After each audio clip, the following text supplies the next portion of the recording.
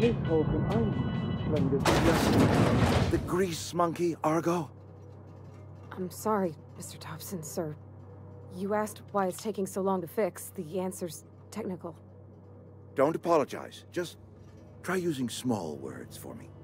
The cans bust open in the oven because she's set to cook saltuna, which isn't what we've got. Mr. Thompson? I think there's someone here to see you. Focus, Miss Holcomb. You and I are still talking. Let's start over. Walk me through the process. Show me where it's going awry. Well, sure. It's, mostly on account of what we're feeding into the mechanism. It puts food in cans. We have food, we have cans. Why won't it work like we need? She's expecting saltuna of a certain size. We're filling the cans with, well, not fish.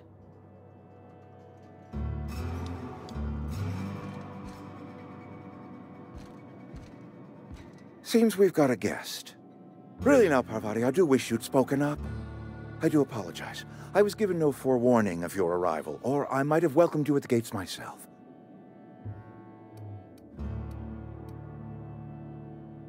You were saying, Miss Holcomb. It's just what Bess needs is a proper refurbish. I can bandage her up and what all, but she's just old. Sorry, I'm sorry. I'll do better. And I do wish you'd stop referring to our cannery as Bess. Personification of company property is strictly contrary to the Spacer's Choice Code of Conduct. My apologies. I am not in the habit of allowing my guests to witness such a row. Now, what can I do for you?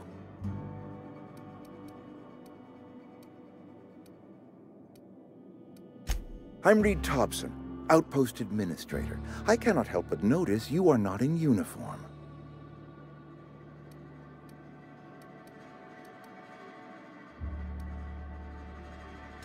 Shirt, pants, work boots, company-approved colors. The, honorable apparel of a loyal worker? Yes, so it dawns on me. Seems I allowed my excitement to run away with my wits. Been a few seasons since we've had a visitor pass through. I understand. Your business is your own. Nonetheless, you are welcome in our little outpost. Outsiders are a rare sight in the Vale. If you are a freelancer, then I have use for you. There is pay to be earned, or supplies to tide you over, as you prefer.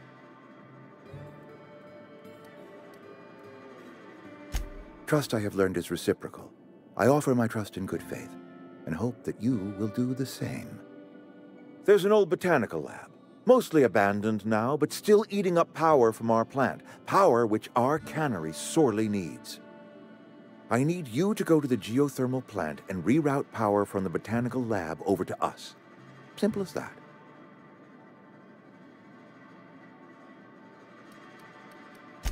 I was not entirely sure how to tell you this. The botanical labs are not legally inhabited, but there are people who live there.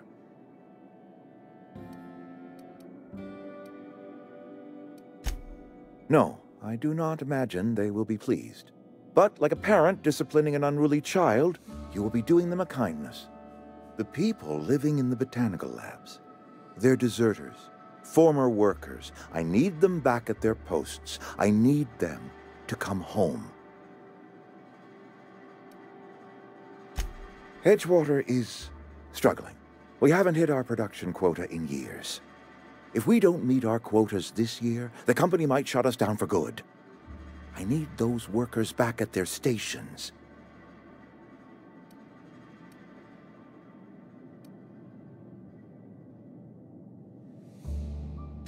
It's our problem, not yours, but I'm asking for your help. If those workers don't come back, Edgewater is going to collapse.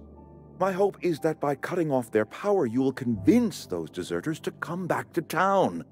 Before you go to the plant, I want you to stop by the botanical lab. Speak to their leader, Adelaide. Tell her the power's about to go, and that it's time her band of deserters came back to town.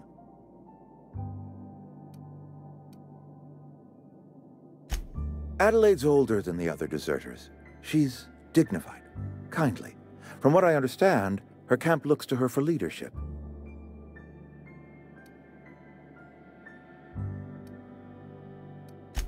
That is not a hypothetical I enjoy entertaining.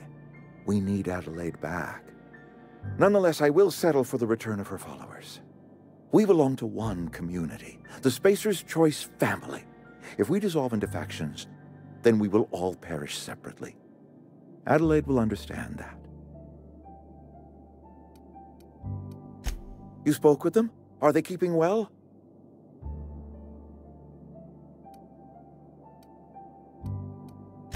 Believe me, I have tried. Law knows I have tried, but they will not have audience with me. Nonetheless, they did speak to you, or at the very least, refrain from opening fire on you. That is reason enough for hope. My dad told me all about the plant. Taught me all he knew. I could come in useful. I mean, if that's all right with you, Mr. Thompson. Sir. I hesitate to part ways with Miss Holcomb, but I cannot deny that she is talented, and may prove useful to you. You will need an administrative passcode in order to enter the plant. I am trusting you with mine, and trusting Miss Holcomb to guide you if you'd like. Great! I got my wrenches and diagnosticators and hairpins and engine tape, so I'm all set. Well, I am glad to hear that. Best of luck to you, and thank you again for your help. It is a lot to ask of a stranger, I know.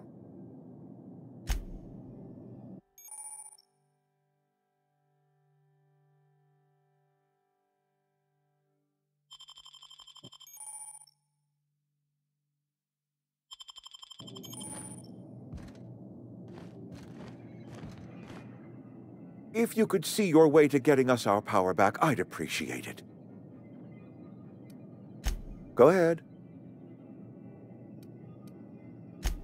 It is my job to keep two eyes on my town. I am the steward of this place, and this is my watch post. I'm trying to remember 25 years, 26. When you get to my age, the years just rush by. You stop counting altogether. I remember looking out this window and seeing the veils spread out from horizon to horizon. We were a sprawling town. We were booming. Times change, people change, but the veil will always be here. Spacer's Choice will always be here. Our work won't ever end. I take comfort in that.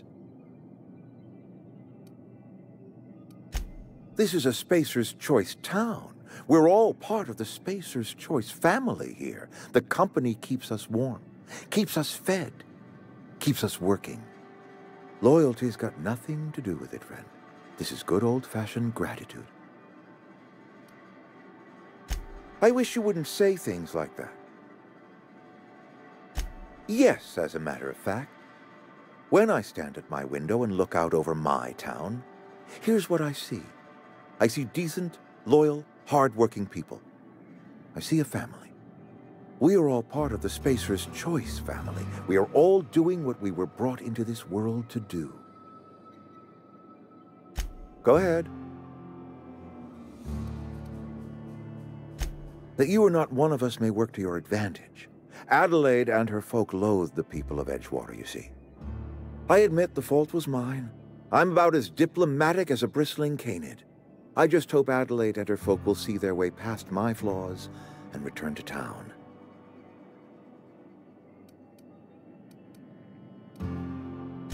Scripture tells us we all have our purpose in the world. Our work shows us that purpose. We should not have to move on from it. Yes, we have lost good workers to desertion. We have lost even more to plague. But it is why we must square our shoulders and carry on.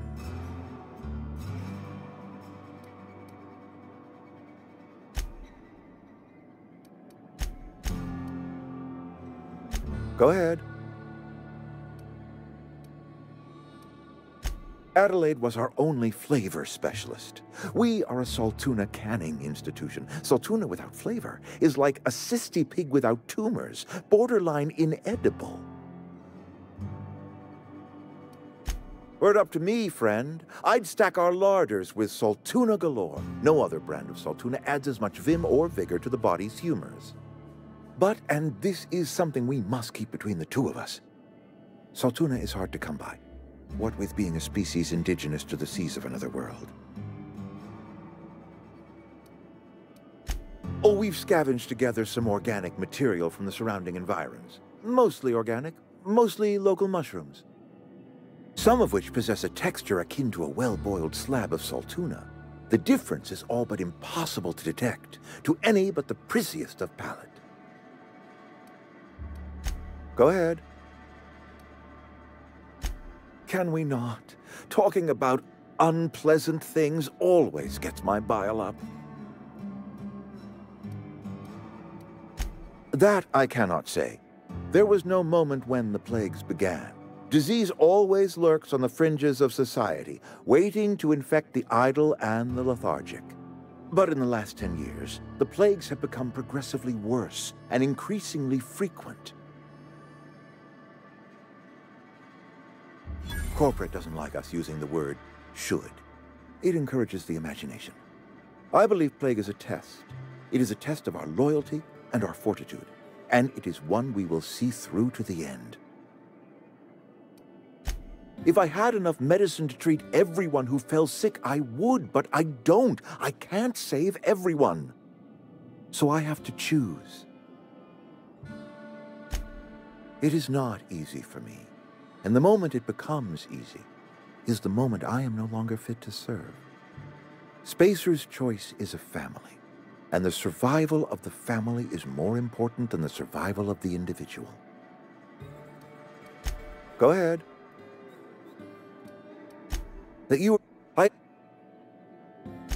I must.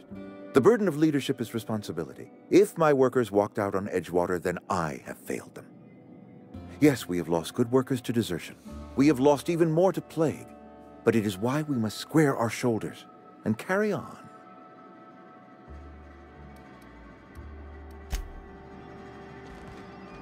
Don't make me report you to Mr. Thompson.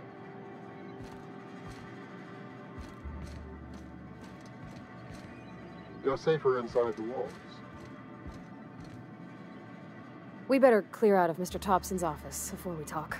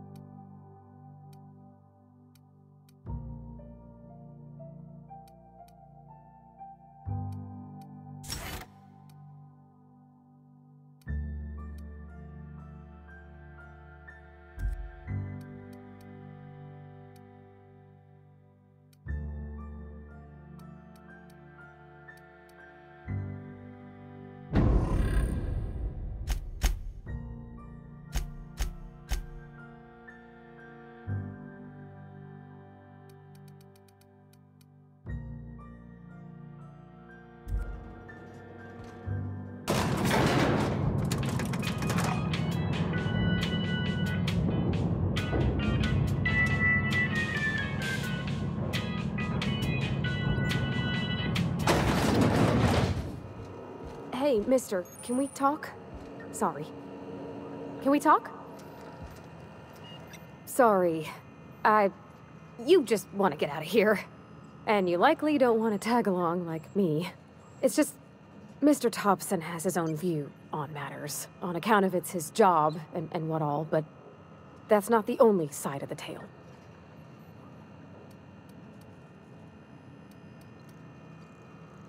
To Mr. Thompson, a person's a gear.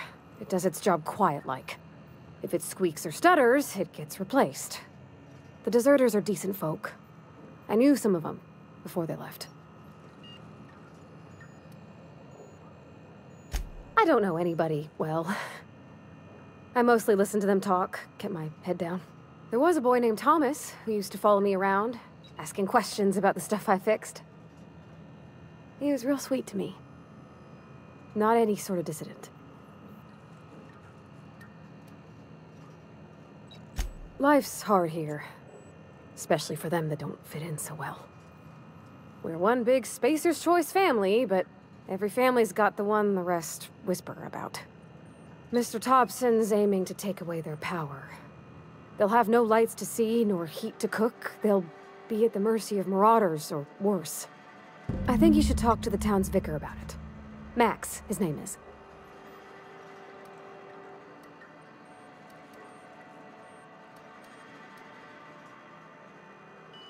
About if what Mr. Thompson proposes to do is upright. Leaving Miss McDevitt's folk to their fate. Their neighbors. Kin. And maybe he can think of something else to try. Something we ain't. He used to go walking outside town. Maybe he found something that'll help. It's just an idea. That's all. Books are for rich folk. I wonder what he wants with something like that. Thanks, mister. I just think when you gotta make a decision that'll hurt somebody, it's best to think on the right and wrong of it. That's what my dad used to say anyways.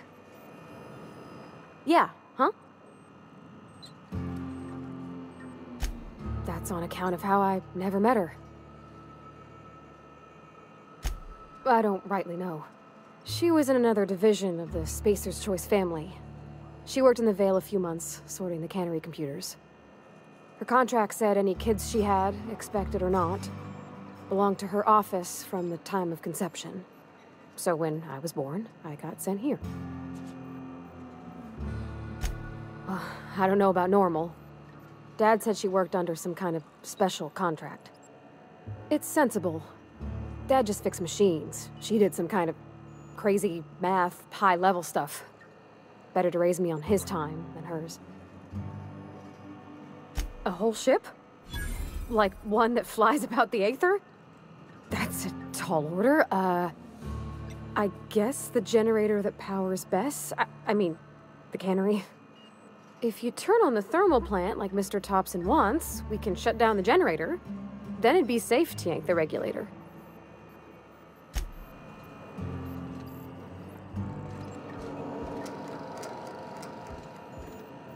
Yeah, huh?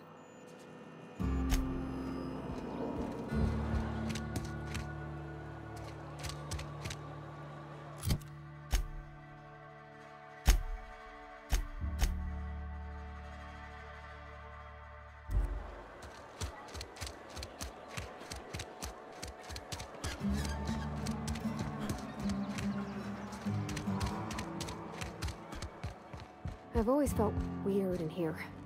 It's too clean. I'll meet you on the ship when you're ready to depart from Emerald Vale, Captain. But what? I thought you would talk to him. You wanted to speak to me, Ms. Holcomb? Every time I've tried to engage you in conversation, you look at the floor, answer in single words, and slink away. I can't imagine what would be so grave as to drive her to my mission. What has Mr. Thompson asked you to do?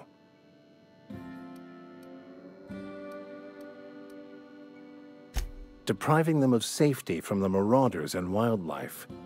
I can see why that troubles you. Miss Holcomb has a soft heart. Always has, if you believe the talk. They rejected the order of society and live beyond the walls so thoughtfully provided by our Spacer's Choice patrons. Does that strike you as a responsible life choice?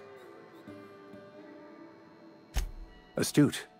But I am here, not in the deserter camp. so that's not a variable I can account for. Assuming your goal is to save as many as possible, then you should bring everyone together. Send the power to Edgewater and convince the deserters to return to the fold. Not if things are left to stand as they are. They who are not satisfied... Well... I'll meet you on the ship. Something you need? You mean about the mission being too clean? I know, but Vicker says the universe is a machine, that it runs by law. Real machines have gunked up oil, scratches, and worn bits. You can tell they've seen handling, been used by folk. The machine Vicker sees is one ain't never been run. It's not for people to live in. It's something on a museum shelf, under glass.